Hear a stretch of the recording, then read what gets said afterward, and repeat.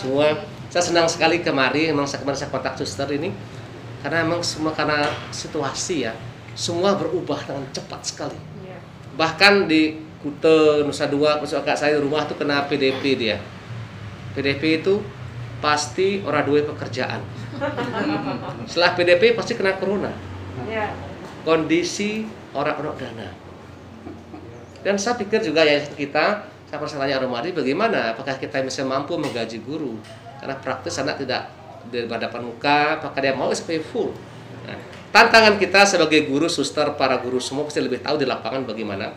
Nah, saya ingin ini kita omong-omong ini sebagai suatu hal yang menyenangkan.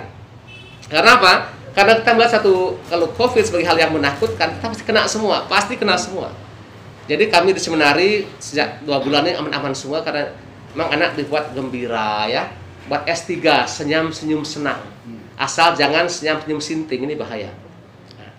Tentu saya ingin mengupas, kita bawakan ke dalam satu medsos karena semua sekarang semuanya online semua. Cepat orang bisa baca langsung, gitu kita upload, orang semua dengar semuanya. Oh, susternya cantik sekali, gurunya masih ceria semua, keren.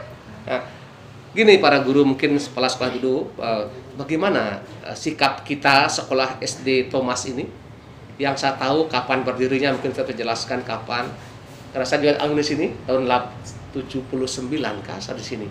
Bagaimana proses yang begitu luar biasa mengesankan ini. Begitu menghadapi corona kita semua kolaps semuanya, bukannya sekolah. Sistem berubah semua dengan cepat. Bagaimana suster dan para guru menyikapi situasi yang tidak biasa ini. Yang dulunya pagi-pagi rame, sekarang sepi semua. Kita semua pakai sistem online, semua siapkan modul-modul semua, share semua lewat media grup semua. Apakah ada hal yang menyenangkan atau membuat kita jadi mukanya jadi bengkok, sedih, langsung selalu tanpa sadar kita melafalkan litani kebun binatang. Nah, silakan suster, kenalkan ke dulu, saya suster kah, guru apa, dan saya persilakan. Baik, terima kasih Romo. Saya akan memperkenalkan diri saya dulu. Saya Suster Maria Monica Pujiati Aka, dipercaya oleh yayasan untuk menjadi penanggung jawab di SDK Thomas Aquino ini. Saya sudah 6 tahun lebih ada di SDK Thomas Aquino ini bersama para guru semua. Saya di sini ditemani oleh teman-teman saya dalam satu tim. Ada 2 kepala sekolah saya. Yang pertama Ibu Esther, ini sebagai wakil kepala sekolah bagian kurikulum. Terus Bu Trisa Baryanti sebagai wakil kepala sekolah kesiswaan. Ada Ibu Chandri di kelas 6, Pak Sudana ada di kelas 4, dan Bu Triana ada di kelas 3. Semuanya ini sebenarnya juga satu tim dalam 8 standar kami. Nah, pasti Romo juga Bapak Ibu semua sudah mengetahui SDK Thomas Aquino ini berdiri 71 tahun yang lalu. Pasti tepatnya di tahun 1949 ya. Nah, usia 71 tahun itu tidak mudah lagi ya, sudah tua. Dan ini sekolah pertama di Yayasan Insan Mandiri Denpasar. Sebelum ada yayasan, yang ada sekolah ini dulu. Dan ini cikal bakalnya tempat ini cikal bakalnya orang Katolik pertama di Bali, dan sekolah misi pertama yang ada di Bali. Jadi dari sekian banyak sekolah yang ada di Yayasan Insan Mandiri ini, sekolah SD Tuke inilah yang paling tua. Dan dengan menyikapi perkembangan zaman yang ada sekarang ini, dengan adanya COVID-19 ini, tentu tidak mudah untuk mempertahankan kepercayaan masyarakat dengan keberadaan sekolah di SD Thomas ini. Dulu dikenal sekolah ini sekolah yang favorit di lingkungan di Bali, sekitarnya Tuke dan sekitarnya. Romo Komang pasti tahu itu dan dipercaya. Dan itu masih berjalan terus sampai sekarang. Walaupun di tengah COVID-19 ini kami mengalami suatu penurunan yang cukup perlu Romo ketahui bahwa kami hilang satu kelas, Romo. Yang tadinya kita kelas 1 4 paralel itu menjadi 3 ya. Dan mau tidak mau itu mempengaruhi kami semua di sini.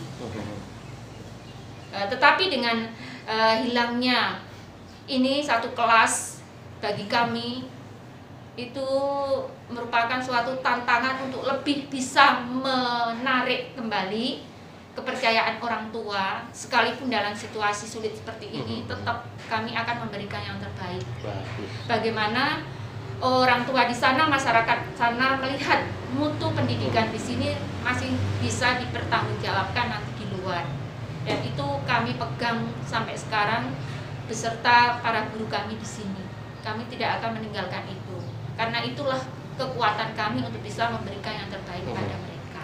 Nah, untuk sistem pembelajaran yang lain tentunya nanti para guru akan memberikan penjelasannya bagaimana, tetapi kami yakin dan percaya bahwa guru kami tetap akan mengedepankan apa yang menjadi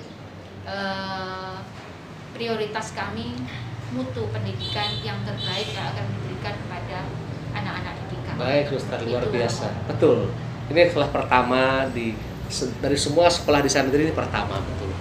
Dulu mungkin penggagasnya para misionaris ya, yang mengatakan bahwa orang bisa maju kalau ada pendidikan.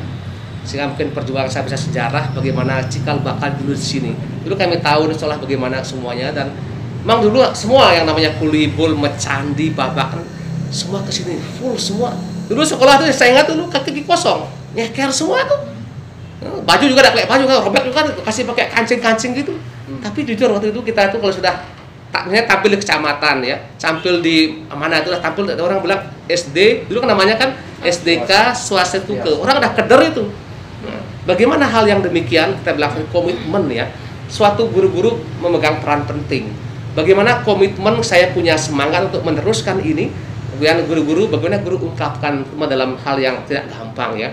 Tentu Anda masih urus suami, ada anak-anak sedikit, anak satu mungkin kalau anaknya 12 bagaimana? Kalau saya jelas ada suami ada istri. Kalau saya nih anak banyak tak ada ibunya, juga aneh juga nih. Nah, bagaimana bapak ibu guru menyikapi selama mungkin hampir 4 bulan ya? Apa yang Anda buat? Saya minta guru semua men-sharingkan. Nah, mungkin menyiapkan modul kah? Apa yang Anda buat sehingga anak-anak tetap merasa dekat dengan gurunya. Guruku memberikan aku tugas yang baik. Saya persilakan buat ibu pertama. Silakan Bu Guru, bagaimana pengalaman Anda mendampingi para siswa yang tidak mudah ini? Siapa silakan. Ya, terima kasih Romo atas waktunya.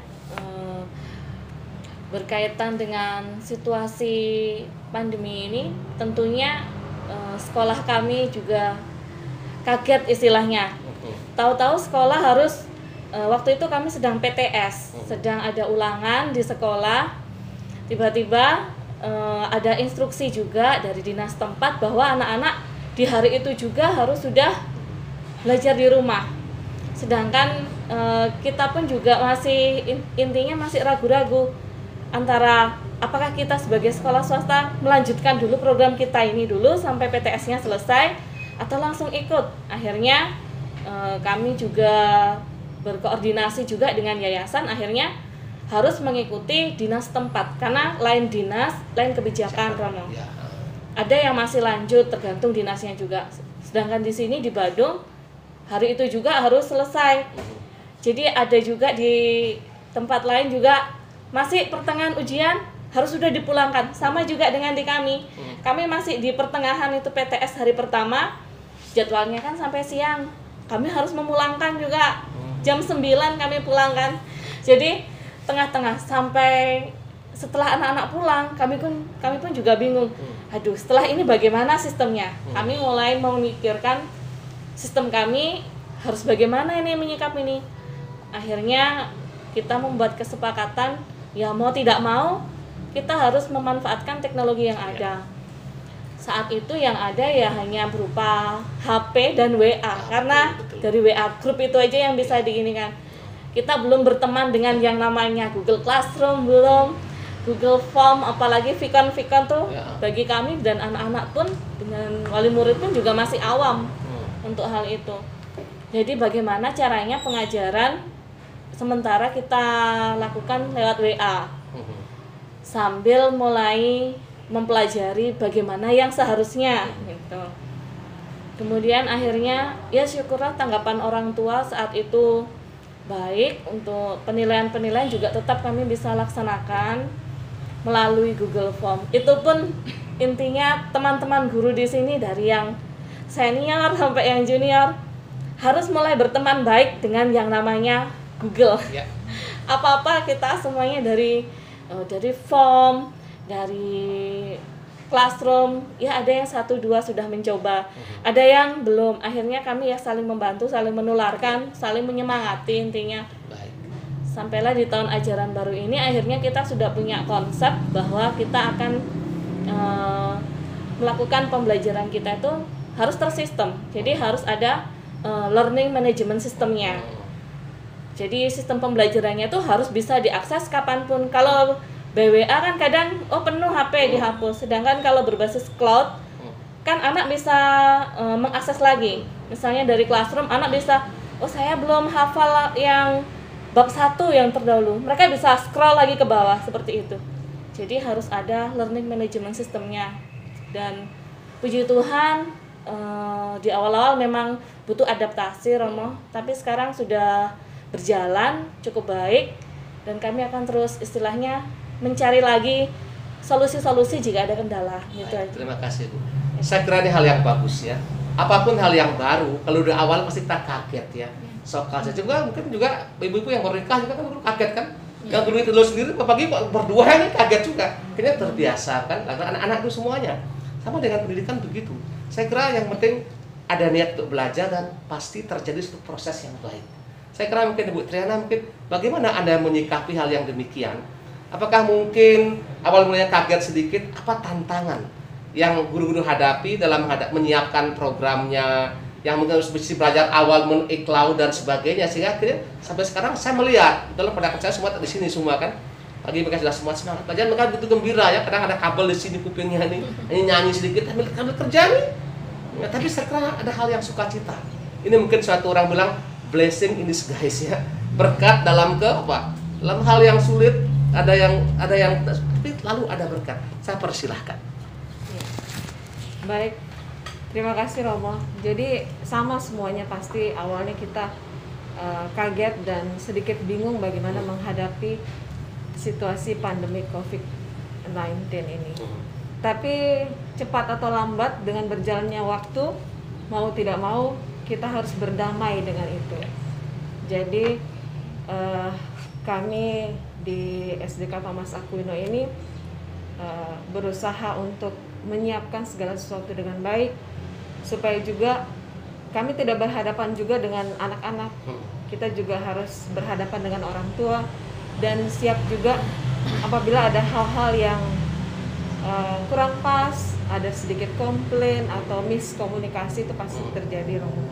Tapi kami berusaha untuk meskipun situasi seperti ini, kita berusaha untuk melayani anak-anak dan orang tua dengan baik.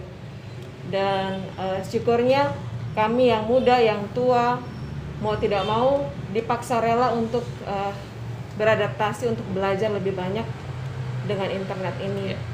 Jadi dan juga anak-anak pun mau tidak mau kita juga harus bisa mengerti. Kadang orang tua ada yang bekerja sampai malam dan tapi untungnya kami cukup berkomunikasi karena kita mau tidak mau harus mempunyai grup WA di semua kita dari kelas 1 sampai 6 harus mempunyai grup WA supaya kita bisa berkomunikasi. Jadi orang tua pun syukurnya menanggapi dengan positif. Apabila mereka ada kesulitan atau ada apapun tidak bisa hadir, mereka akan minta izin untuk menyampaikan atau memberikan tugasnya di sore atau malam hari. Terima kasih Ibu. Kemudian apakah dengan program yang baru ini tentu penyewaan dari guru dan juga anak-anak, selama ini apa interaksi dengan anak-anak ini, apa timbal balik, apakah ada mungkin Bu saya belum mengerti ini bagaimana, atau mungkin nanti sistem penilaian yang Ibu beri itu, nah itu bagaimana, apakah itu juga kita bisa melihat sikapnya tanggung jawabnya, kemampuannya bernalar. Kalau mungkin saya nggak tahu apakah mungkin kirim kita lewat sekarang anonim, mungkin yang ngejar orang tuanya, matematika orang tuanya kerjakan, anaknya nggak tahu apa. Itu bagaimana mungkin penilaian-penilaian yang mungkin kita berikan memungkinkan yang terbaik agar kita punya penilaian sungguh-sungguh objektif. Anak punya kemampuan intelektual, kemampuan tanggung jawabnya, dan tentu arahnya ke sana. Sehingga nanti begitu dia menghadapi persoalan, dia punya cara untuk menyelesaikan itu. Dan tentu dari logika cara berpikir. Mungkin Ibu ada hal lucu atau pengalaman yang menarik soal itu di sini. Ya, terima kasih Romo. Selama pembelajaran jarak jauh ini banyak hal yang saya alami, terutama berhadapan dengan siswa. Nah, dalam mengadakan penilaian jarak jauh ini kendala terkadang kita senang, terkadang kita juga merasa tidak senang. Ya, senangnya bagaimana? Senangnya terkadang kita tidak ngoreksi. Koreksian itu kan biasanya selesai ulangan kita numpuk banyak sekali. Nah, kalau sekarang kita tinggal membuka respon seperti itu. Jadi kita senang, cepat ngoreksi. Tapi di samping rasa senang itu banyak rasa tidak senangnya. Terutama kalau kita memberikan penilaian, kan kita pertama memberikan bahan materi dulu ke anak, kita kirim lewat classroom, kemudian kita memberikan penilaian. Nah, di penilaian itu terkadang anak itu bisa dengan cepat menjawab. Terkadang ada juga siswa yang sampai 1 minggu tidak menjawab. Jadi saya hubungi, terkadang dia mengatakan, Bu Guru, HP saya rusak. Nah, itu kendalanya. Bagaimana caranya mengatasi? Akhirnya saya kirim kembali lewat WA seperti itu. Nah, mengenai penilaian itu yang saya rasakan tidak objektif. Jadi kenapa? Awalnya anak itu semua dapat 100. Itu baru masuk, baru menjadi kelas 6 baru itu karena saya mengajar di kelas 6. 1 minggu itu penilaiannya bagus-bagus semua. Kemungkinan setelah seminggu kemudian mulai pendampingan orang tuanya atau sibuk orang tuanya mulai kelihatan dia. Kelihatan ada nilai sampai 20. Betul kasih soal 10 bisa betulnya 2 ataupun 1 terkadang. Jadi ada juga yang 100. Terus saya lihat nilainya itu yang pintar itu stabil. Terus yang lemah itu bisa nilainya melonjak tinggi-tinggi. Seperti itu. Terkadang juga yang lemah bisa nilai 0. Jadi menurut saya yang saya alami Romo, penilaian itu tidak bisa kita mencari anak yang ini anak yang betul-betul pinter. Sementara ini mungkin kalau kita lewat pembelajaran jarak jauh ini belum bisa. Begitu juga tanggung jawab siswa. Kita terkadang memberikan tugas untuk penilaian tugas ataupun di KI 4-nya pemberian tugas itu kita sudah terkadang sampai malam begadang membuat soal, membuat tugas. Anak itu yang mengerjakan hanya 40%. 40% mengerjakan, jadi itu pun misalnya saya suruh membuat hanya 10 baris saja kalimat itu, dia membuat hanya 3 kalimat dan dia mengirim lewat classroom seperti ini. Bu Guru, jangan saya disuruh ngulang lagi. Kenapa? Tulisannya pun saya tidak bisa baca karena saya biasa kalau tulisannya tidak terbaca dan tidak sesuai dengan perintahnya, saya suruh ngurang lagi. Itu dia menulis hanya 3 saja. Hanya dia mengatakan, Bu Guru, saya tidak mau ngulang lagi, jangan saya disuruh ngulang lagi. Itu perasaannya begitu kecewa. Sedangkan yang lainnya juga terkadang tulisannya itu tidak terbaca. Tulisannya itu ke sana kemari ke sana. Kita juga maklum karena sudah hampir 6 bulan ya kita tidak sekolah, anak-anak kita juga tidak bisa mendisiplinkan untuk menulis. Baik, Bu. Mungkin hanya sekian, Romo. Terima kasih. Bapak dan Ibu guru, mungkin tantangan yang saya lihat ya, mungkin saya salah dikoreksi. guru-guru orang tua kita di rumah itu anak senang sekali tuh anaknya dapat juara ranking 1, ranking 2, ranking 3. Dia foto, cekrek, langsung tampilkan. Anakku pinter loh, nilainya sekian sekian sekian. Ya, jujur saya pribadi saya kurang nyaman hal seperti itu. Ya. Apa tuh pintar ya? Pintar itu lawannya bodoh bukan? Iya. Nah, dia hanya menilai nilai 10, 9, 11 pintar. Menurut saya apakah kita ingin mencetak orang yang seperti itu atau orang yang bijaksana? Ya, tapi dalam Injil kan ada orang yang bodoh, orang yang bijaksana. Orang yang bijaksana ini dia lihat persoalan, dia sudah mengantisipasi apa caranya dibuat. Mungkin Bapak Ibu guru dalam menghadapi hal seperti ini mungkin Bu, anakku kok dapat nilai sekian, nanti rankingnya bisa ranking 5 ini. Bagaimana Anda menjawab atau memberikan feedback yang bisa mengubah pola pikir orang tua ini? Yang kadang-kadang terlalu gaul ya. Gaul sekali, semua difoto semua, di-upload semua di Facebook. Kurang apa tuh mereka? Mungkin kurang perhatian ya, saya nggak tahu. Mungkin silakan Pak Ibu untuk itu. Terima kasih Romo. Saya sependapat dengan Romo tadi ya, bahwa orang tua saat ini tuh mereka sangat senang untuk mengupload anak-anaknya, apalagi yang berprestasi. Saya sendiri tidak setuju dengan hal itu Romo, karena setiap anak itu memiliki keunikannya masing-masing. Mungkin dia pintar di pengetahuan, tetapi keterampilannya tidak. Jadi setiap anak itu memiliki keunikannya masing-masing. Jadi saya sudah pernah bilang pada orang tua, bahkan tahun lalu ada orang tua yang mungkin merasa anaknya itu sedikit berbeda dengan yang lainnya. Dia langsung mencari saya, Bu, anak saya ini tidak mampu di bidang pengetahuan. Saya langsung sampaikan kepada Bapak, Pak, Bapak jangan berkecil hati. Mungkin untuk saat ini anak Bapak mungkin untuk pengetahuannya kurang, tetapi nanti ketika dia besar, mungkin dia bisa melakukan keterampilan yang Bapak tidak pikirkan sebelumnya. Oh ya Bu, saya coba. Jadi saya mencoba untuk menanamkan itu pada orang tua, dan saya juga selalu membesarkan hati anaknya. Jadi anak itu sebelumnya minder saat normal ya Romo ya. Anak itu minder, tidak pernah bicara. Saya coba sapa setiap hari, ayo Bagas, kamu bisa, kamu bisa. Jadi mulai dari saat itu dia berusaha, mungkin menurut teman-temannya tidak sesuai dengan apa yang diminta, tapi karena perjuangannya dia itu, saya sangat salut dengan apa yang dilakukan Bagas. Dan saya selalu sampaikan pada orang tuanya, Pak, anak Bapak mau kok kalau mau mencoba, tapi mungkin tidak sesuai dengan apa yang kita inginkan. Tapi tidak apa-apa. Itulah yang saya maksudkan Bu Guru, ya. Kadang justru saya agak kurang nyaman juga dengan hal seperti itu. Selalu ini, orang tua tuh saya kenal, dan saya buat inbox, minta maaf, kamu tolong beri cara pandang yang berbeda tentang anakmu itu. Mungkin Pak mungkin punya pengalaman yang sama. Bagaimana Pak mengcounter agar dengan itu mungkin orang tua ini mulai berpikir bahwa pendidikan kita bukan nilai 10, 9, tapi lebih dari itu. Nah, itu yang ini Pak. Silakan. Ya, terima kasih Romo.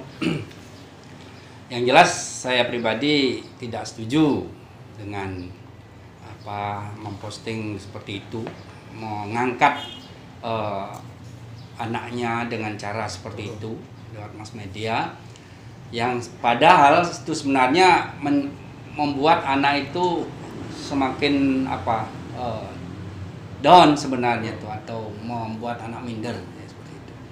Nah, tapi tidak menyangkal kita bahwa orang tua, dari sekian banyak orang tua atau dari murid saya 27 siswa, ada saja beberapa yang seperti itu. Mereka ingin melampiaskan bahwa dia terbaik, punya anak terbaik.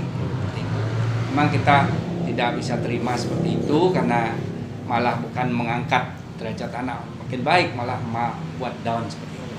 Nah, kedepannya ya diminta, ya kita mohonkan supaya orang tua seperti itu supaya mengerim sifat-sifat seperti itu. Kalau ingin mengangkat kecerdasan anak, kemampuan anaknya, ya untuk simpan dalam hati, kemudian kita terus meningkatkan pembinaan kepada anak-anak secara langsung. Gitu.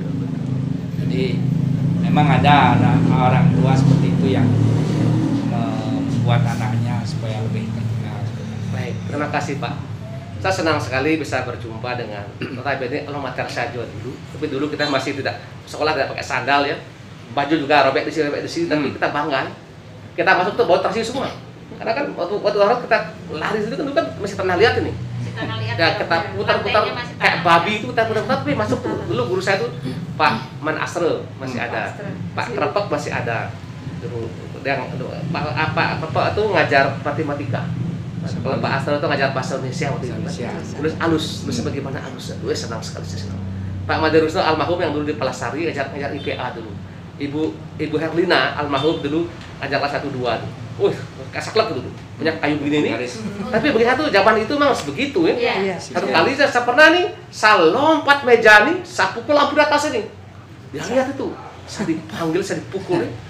Tapi itu pengalaman yang bagi saya tuh memang zaman itu seperti itu. Iya. Dulu satu kelas itu kami tuh 62 ya. 62 jejak kayak bebek itu. Tapi semuanya baik-baik semua ya. Tapi saya kira ini pengalaman ini saya senang karena sekarang anak mungkin berkurang ya, anak orang tua juga mungkin sibuk bagaimana. Tapi saya pribadi, saya di seminari udah hampir tahun yang ke-9. Anak kami semua laki-laki semua. Laki-laki semua, banyak kan dari Papua ada, dari NTT penuh semua, dari Jawa ada, dari Kalimantan bahkan ada. Saya melihat masing-masing seperti katakan tadi banyak keterampilan. Tapi memang saya katakan kami punya standar minimal. Sebagai siswa minimal dia harus tahu etika penting. Ngomong sama guru, ngomong sama dia punya sama teman kelas nih, ya tidak bisa, kamu ada caranya. Nah, itu kami ajarin etika dia, cara bertata krama, berpakai bajuan. Karena kan anak-anak kami yang SMA sangat senang kalau diajari guru. Dia akan semangat sekali, tanya macam-macam. Ya udah senang, tapi gurunya masih muda, masih belum nikah, masih cantik, dia akan senang semangat ya. Kalau kami ngajarin kayak loyo-loyo semua. Memang itu umur-umur sekian ya, sekian. Karena saya tahu dari satu guru nih, Romo sana gak nyaman nih, anak-anak pelototin semua nih. Ya ada apa-apa, tuh kamu cantik juga tuh, saya bilang. Itu yang wajar. Memang saya usulkan banyak yang ibu guru yang ngajar, saya maunya imbangi antara animo, kecenderungan laki-laki dan anima dalam diri kita ini. Supaya anak-anak seimbang sedikit. Jadi terima kasih suster, para guru yang saya diberi kami dari waktu minimal. Dengan penyampaian seperti ini kami akan saya masuk di konten saya dan saya masukkan ini sebagai hal yang apa ya, karena jujur sekarang saya sebagai imam jarang misah nih, sehingga muncullah S3 teman saya Lando sama Agus berikan ide bagaimana Romo kalau kita punya ditampilkan orang bisa melihat, karena kan orang nggak habis semua. Ini namanya cara cerdas belajar. Kita masuk ke dunia mereka, kita keluar dengan cara kita, sehingga ada nilai yang kita perjuangkan, komitmen ya, kita memahami anak pasti berbeda, tidak mungkin anak sama. Lu sama semua namanya batu kah? Anak kami itu lihat mukanya tuh, tidak ada yang sama mukanya tuh. Ada mukanya lonjong, rambutnya keriting, kuning-kuning sedikit. Tapi betul biasanya tantangan. Dan saya merasa begitu exciting ya. Mungkin gunanya apa? Tanya itu, nggak tahu gunanya apa ya. Nanti saya bayangkan nanti mungkin 16 tahun lagi ada yang jadi Romo ya. Romo John Doi gitu. Wah itu keren itu. Kita nggak tahu. 16 tahun lagi. Sehingga nanti kalau tanya hasilnya apa? Saya bilang saya nggak tahu ya. Tapi lalu ada sukacita karena saya 15 tahun di paroki. Kerjanya gampang sekali. Sekarang saya tahun ke-9 di seminari ini, tapi tetap juga rahmat itu kan tidak, Tuhan itu tidak tidur ya. Dia akan selalu menyempurnakan guru kita sekalian dengan berkat kesehatan, dengan sukacita ya. Memang kan ada persoalan betul. Tapi kerap kali dalam persoalan Tuhan menunjukkan jalan hidup yang baik. Ya, sehingga mungkin teman-teman saya yang menikah, kami dulu pernah kumpul, sudah punya anak 3 bahkan punya cucu, giginya sudah habis semua. Saya tadi udah rambut putih semua nih, tapi kan masih ganteng tuh, gagal lah banteng maksudnya gitu. Jadi demikian Bapak Ibu Guru Suster, terima kasih banyak. Waktu yang singkat ini kami bisa ganggu sebentar, supaya nanti saya akan minta Agus teman saya upload semua sekolah kita ini, kita tampilkan dia sebagai senang supaya orang tahu ini sekolah pertama ini, sekolah pertama misi. Artinya apa? Sejarah mulai di sini. Sehingga artinya Bapak Ibu Guru Suster orang yang khusus dipilih di sini sebagai penerus dari jiwa para misionaris itu tidak gampang. Mereka tuh dari jauh-jauh dari Belanda, Amerika datang kemari untuk apa? Mencerdaskan bangsa. Karena cerdasan bukan memang nilainya bagus, saya senang nilai bagus, tapi dia pada tahu etika, dia tahu tata krama. Ya, orang bilang apa ya? Enggak ungguh kah Jawanya bilang? Saya nggak tahu. Ketemu guru langsung bilang, langsung macam apa saja ini. Oh iya kadang-kadang saya jengkel juga nih. Ketemu dia diam-diam saja nih, Sehingga dengan demikian harapan kita semua nanti setelah tamat mereka semua masih dikenang. Yang dulu namanya SD Swastiastu menjadi sekarang SDK Santo Thomas Aquino. DCTM. Disiplin, jujur, terampil, mandiri. Mantap. SDK Thomas Aquino. Sip. Thank you.